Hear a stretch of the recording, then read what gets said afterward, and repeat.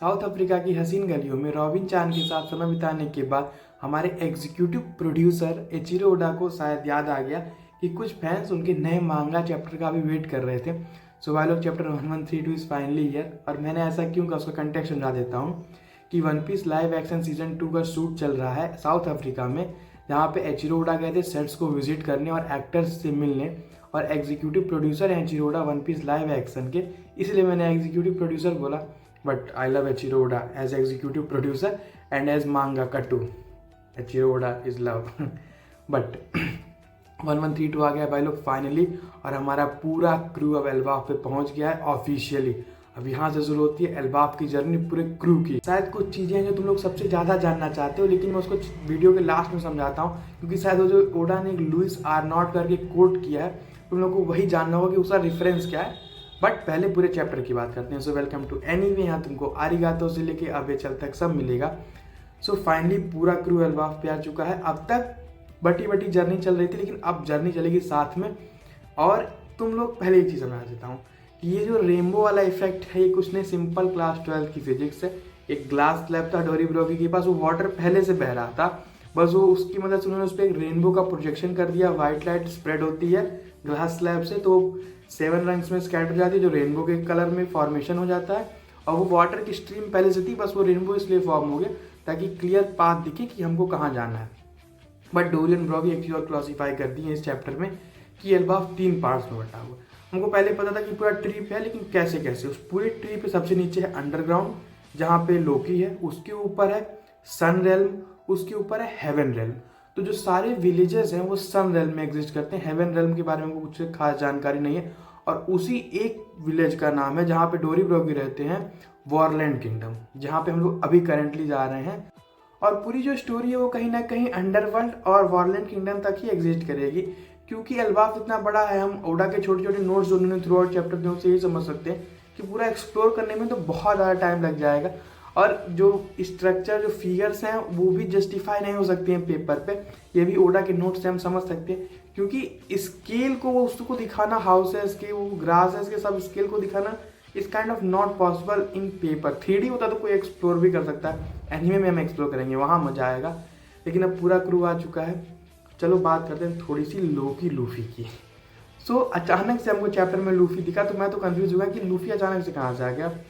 But बाद में जब पता चला कि लोकी और लूफी कुछ तो समझौता किए हैं, क्योंकि लूफी शुरू से शैंक्स के बारे में बहुत कुछ जानना चाहता है। और जब से रेली का वहाँ पे साबाओडी में रेली ने कुछ बताया, तब भी वहाँ पे उसको पूरी जानकारी नहीं मिली। वो शैंक्स के बारे में कभी एग्जैक्टली सब कुछ जान ही नहीं पाया, और उसकी वो इसी क्यूरियोसिटी की वजह से पहली बार मैंने शायद ऐसा नोटिस किया कि लूफी झूठ बोल पाया।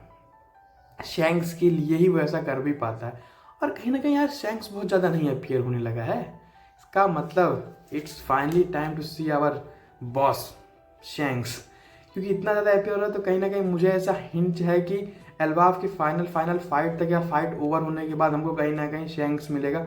लेकिन वही लूफी और लूफी की डील यही थी, होगी भी, थी भी यही, कि लूफी उसके लिए उन चेन्स की की लेके आएगा, चुरा तो नहीं पाएगा लूफी, मुझे तो ऐसा लगता है, क्योंकि लूफी हमारा बहुत सीधा है इस करंट जनरेशन के लिए भी। लेकिन उसके बाद पूरा क्रू आ चुका है। ये रोड कितना ठरकी है यार। सांजी ठीक है, आई लव सांजी, उसकी ठरक अच्छी लगती। नामी के पीछे पागल है, लेकिन सांजी, नामी और जोरो जहाँ पे बैठे हुए थे, जहाँ पे उनको लिफ्ट मिली थी, वीडियो लाइक कर दो, तुमको भी वहीं लिफ्ट मिलेगी।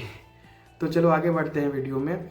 अब सारे स्ट्रॉ हैट्स का रियूनियन भी हो गया। मुझे नहीं लगा था कि रियूनियन हो जाएगा, मुझे लगा था एक आध चैप्टर का टाइम लेंगे ओडा रियूनियन कराने में। लेकिन जो लूफी, उसॉप और चॉपर का रिएक्शन था रेनबो को देख के, वो बहुत हिलेरियस था, इनक्रेडिबल एकदम।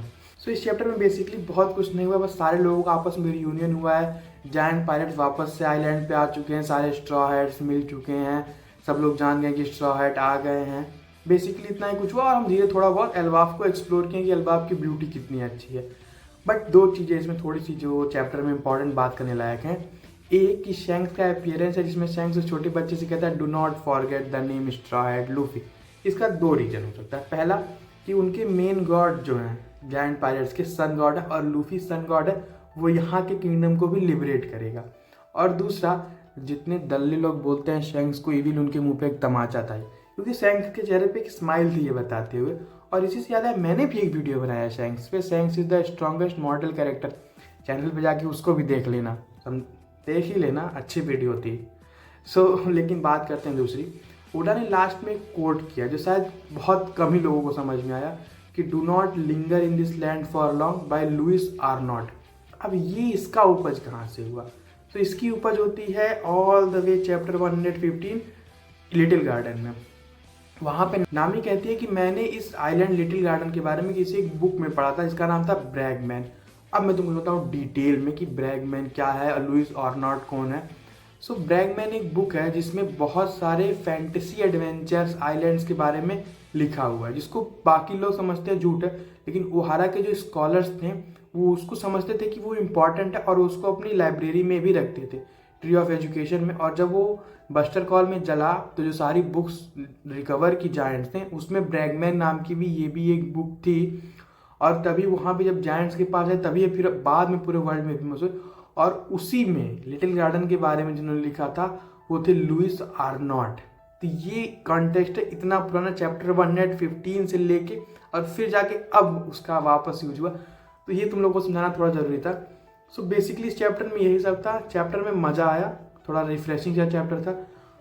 और भी बहुत सारी वीडियोस हैं चैनल पे, तो जाके देख लेना। अगर चैप्टर का रिव्यू अच्छा लगा हो तो लाइक कर देना, चैनल को सब्सक्राइब कर देना। Bye bye, आरिगातो।